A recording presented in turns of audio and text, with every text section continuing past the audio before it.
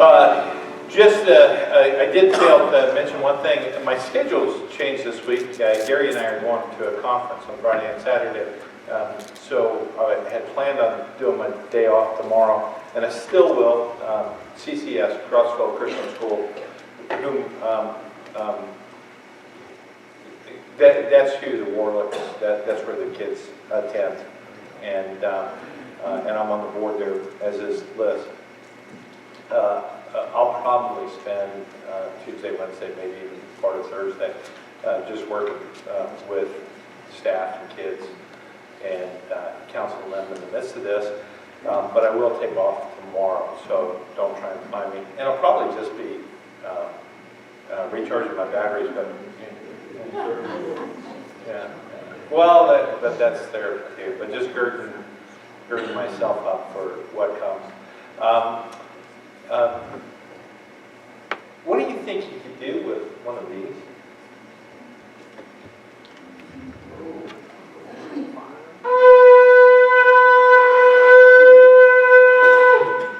Pretty interesting, isn't it? And somebody said it's a horn, but specifically it's a what? Shofar. Actually, that's the Hebrew word for it. And it's used in a multitude of ways in the Bible. One of the big ways is the call to worship. So next week I plan on starting something.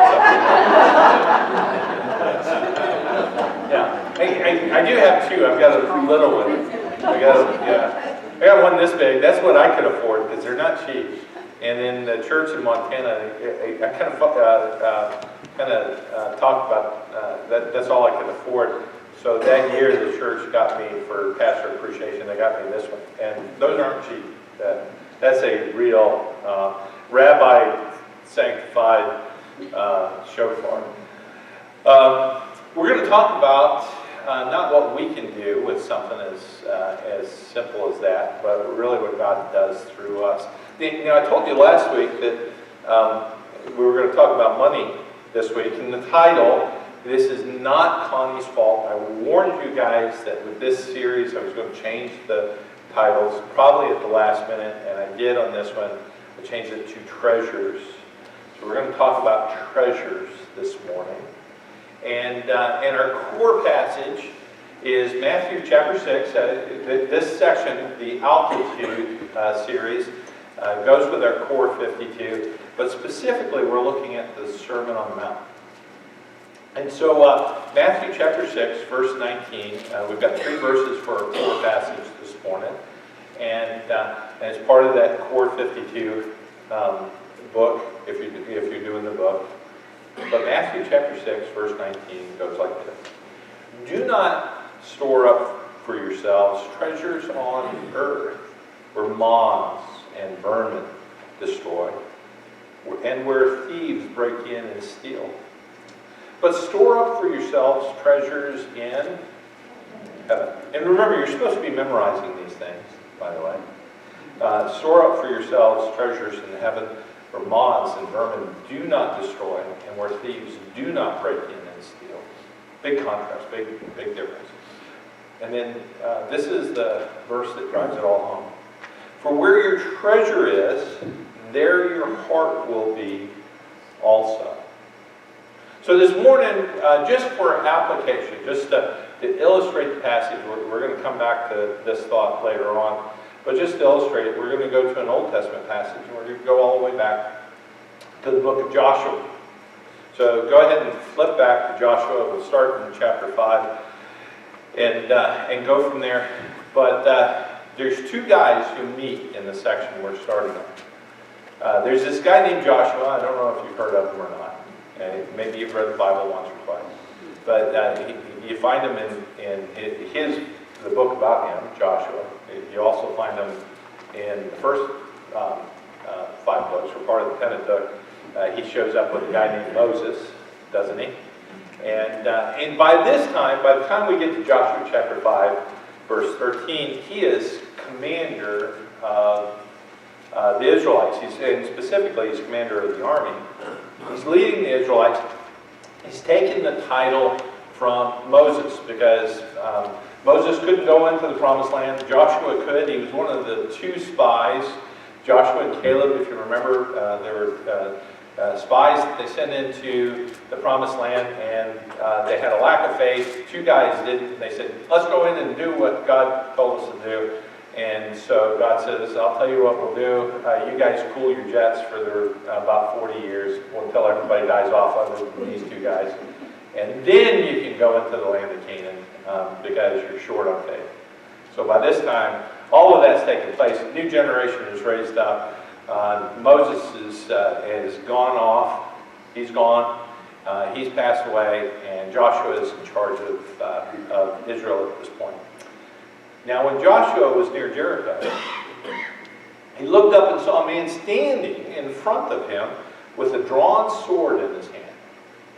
Joshua went up to him and asked, are you for us or for our enemies? So he's met somebody, this guy's significant, by the way. Neither, he replied, but as commander of the army of the Lord, I have now come. We've got somebody important here. Yeah, the commander of the Lord's army. By the way, many commentators say this is a pre-incarnation visit by Jesus. So there's debate on that, and there's, as there is almost everything. So just remember, if you say good morning to somebody nowadays, they're going to debate you about it. They're going to say it's not morning everywhere, and and how can you judge me based on it's good? Maybe it's a bad day, that sort of thing. And somebody's going to argue with you about everything nowadays, right? Yeah. Neither, he replied, verse 14, but as commander of the army of the Lord I have now come. Then Joshua fell face down to the ground in reverence, which is, that's one of the arguments is, hey, this is Jesus, because he's basically worshiping him. What message does my Lord have for his servant? And the commander of the Lord's army replied, take off your sandals, for the place where you are standing is holy.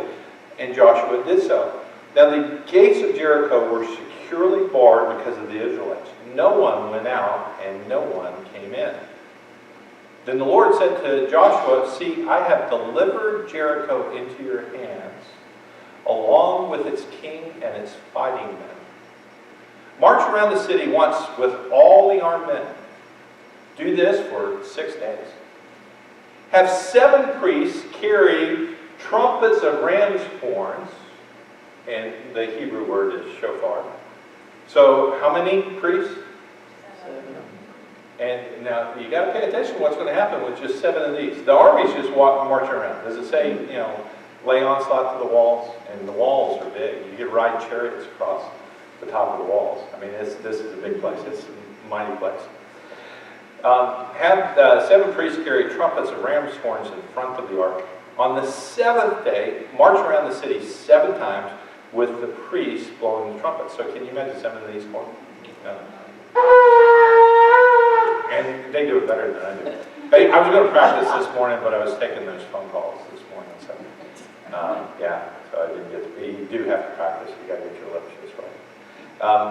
When you hear them sound a long blast on the trumpets, and that takes a lot of air, believe me, have the whole army give a loud shout. Then the wall of the city will collapse and the army will go up, everyone straight in. So Joshua, son of Nun, called the priests and said to them, take up the ark of the covenant of the Lord and have 7 priests carry trumpets in front of it. And he ordered the army, advance, march around the city with an armed guard going ahead of the ark of the Lord. So can you imagine this? Hey, everybody getting up every morning. And Jericho wasn't small by any means. And they're marching around this, so it took them a good time to do it. Just to march around. But they do this for 6 days. And with the amount of bad attitude we have nowadays, and I don't think people have changed a whole lot in the last 3, 4, 5, 10,000 years. I think people are pretty much the same wherever you go. At least I've been a lot of places, and folks are pretty much the same. It might be slight differences, but they're pretty much the same. So I don't see this happening, and there's not a certain amount of grumbling And, why are we having to do this? And just like this morning, do you know how many times people said something about why do we even have to do this time change thing? Why don't they just leave the time alone? I think somebody up here was saying that earlier. Yeah. So that's just the nature of people. So it's 6 days. You get up, you march this long march, and you're not doing anything. And you're supposed to be destroying the city. And then and everybody complains about their leaders. Everybody does. If you become a leader and you can't take the heat, if somebody's going to complain about you and you can't handle it, there's something wrong with your attitude. You probably shouldn't be a leader because it comes. Believe me, it comes. You just learn how to deal with it. And so I'm sure they're complaining about Joshua because, he comes along, he says, I met the commander of the Lord's army and this is the way we're going to do it. And they're saying, yeah, right? Now, let's look at this, with this sort of attitude. So, here's the price of victory. Joshua 6:17. The city and all that is in it are to be devoted to the Lord. So you're going to do this, by the way, Joshua, and this is continued instructions. Only Rahab the prostitute, and really, we're out of all the people in there, we're going to save a prostitute and her family. They're the ones who get off. A prostitute, right? Only Rahab the prostitute and all who are with her in her house shall be spared, because she hid the spies we sent. But keep away from the devoted things, so that you will not bring about your own destruction by taking any of them. Otherwise, you will make the camp of Israel liable to destruction and bring trouble on. All the silver and gold and the articles of bronze and iron are sacred to the Lord and must go into His treasury. So, there's your setup. Here's the plans, and it's going to be a challenge for poor Joshua. 6 days you're going around, you got to motivate everybody, and then you got to get them to wait until, and they've got to be quiet. One of the reasons I was so frustrated on Friday with the junior high kids, so couldn't get them to be quiet. They had a test to do, just couldn't get them to be quiet. I did this.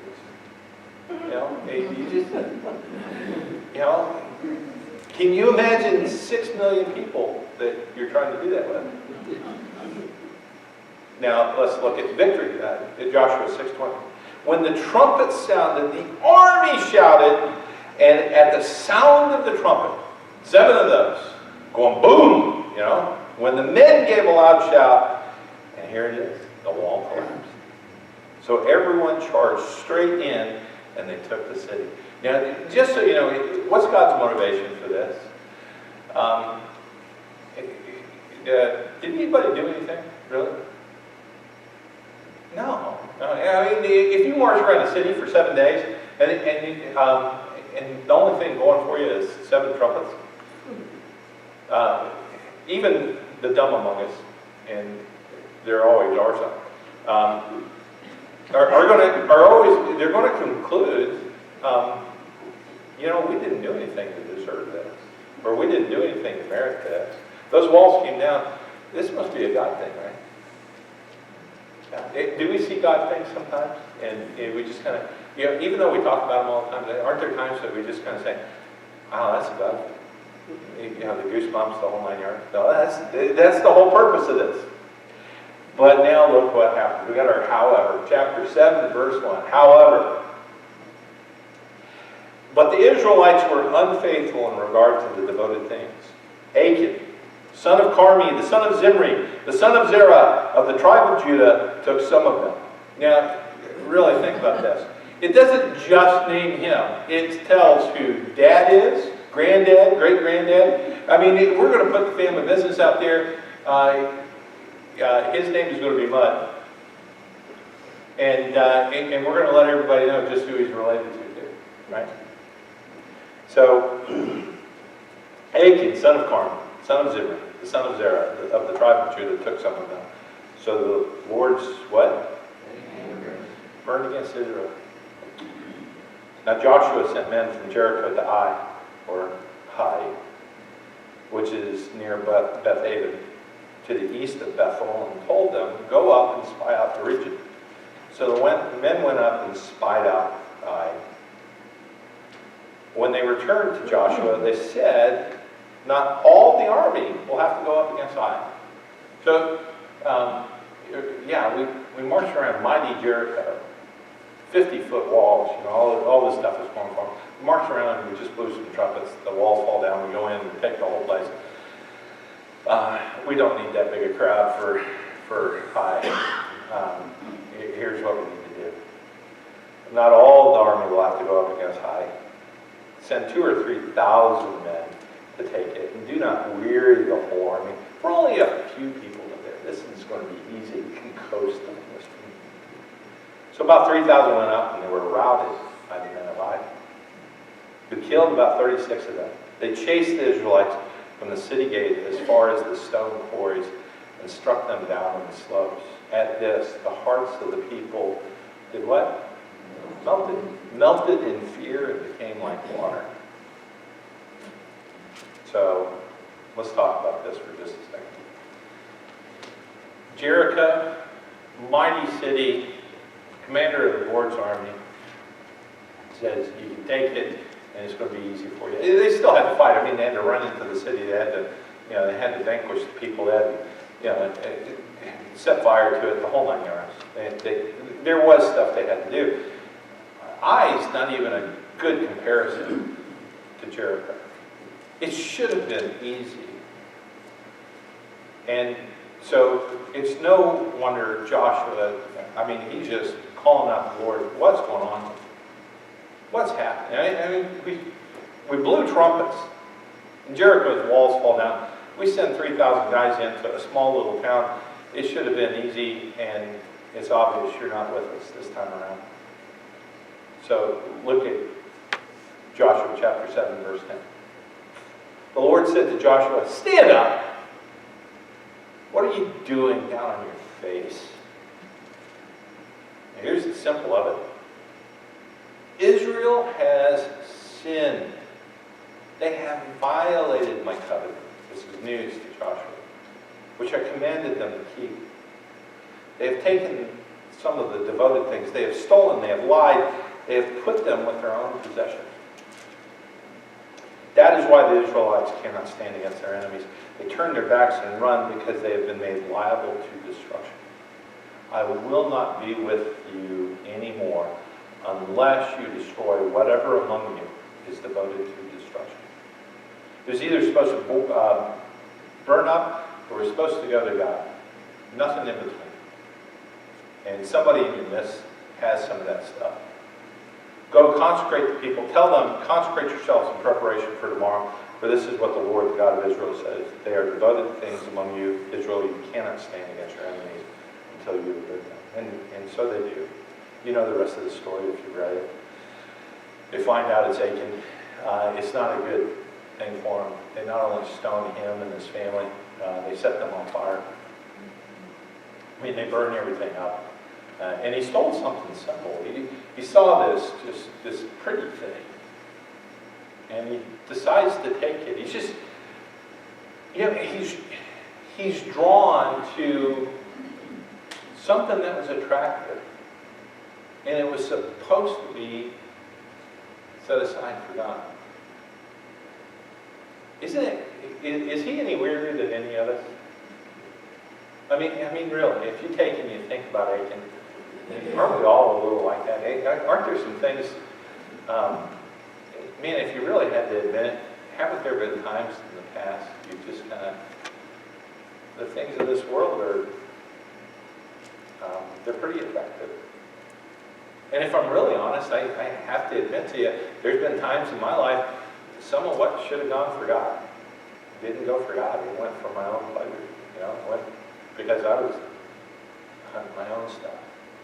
I can identify with Achan. I don't want to end up stoned and burned. I really don't. We had a guy in Florida who was a big-time benefactor. He helped our camp, Lake Aurora Christian Camp.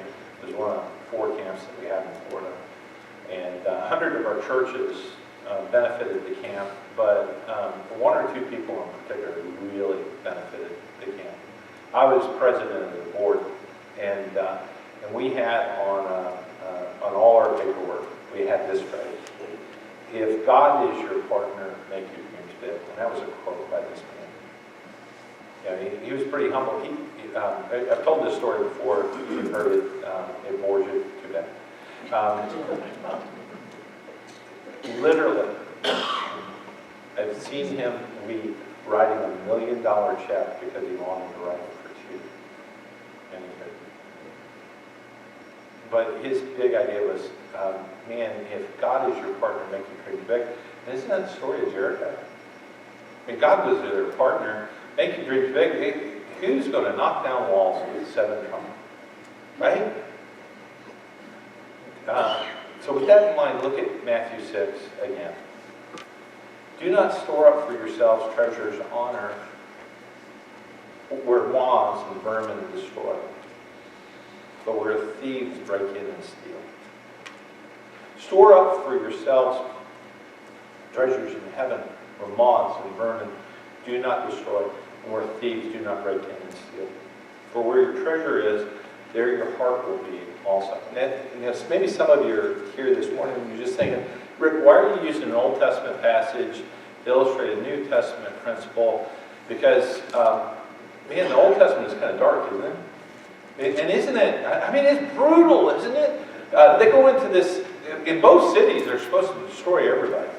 Men, women, children, everything. They burn stuff down. And then one of the guys, Achan, he steals something. Not only does he suffer, but his entire family suffers. He's stoned. They're burned up. Man, is that the same sort of picture that you see in the New Testament? No. But you have to understand that all through the Bible, all God's trying to communicate is two principles. When Jesus is asked later on in the New Testament, when he's asked, and he says, what's the greatest commandment? Well, here's the two. He says, love the Lord your God with all your heart, with all your soul, with all your mind, with all your strength. And the second is like unto it, you love your neighbor as yourself. You do realize that both the Old Testament and the New Testament are talking about the same thing. He quotes the Old Testament. Those are Old Testament quotes. That God had been really just echoing to the people right from the very beginning. The problem was, Old Testament people and New Testament people sometimes can't be very loving. Particularly in regard to those two things. Love the Lord your God with all your heart, with all your thinking, with all your mind, with every fiber of your soul, with every shred of your soul, with all your strength. And the second is like unto it, love your neighbor as yourself. Well, that's the outflow of the first. And God all along has been telling us He loves us. He's been trying to get us back from the very beginning. That's all that's the theme of the entire Bible is, I love you, not heads. You're the ones who decided you want to do things your own way. I just want to get you back, and I'm going to show you how serious I am. You ought to be vaporized. You ought to be stoned and burned up. That's what you deserve. But I love you so desperately much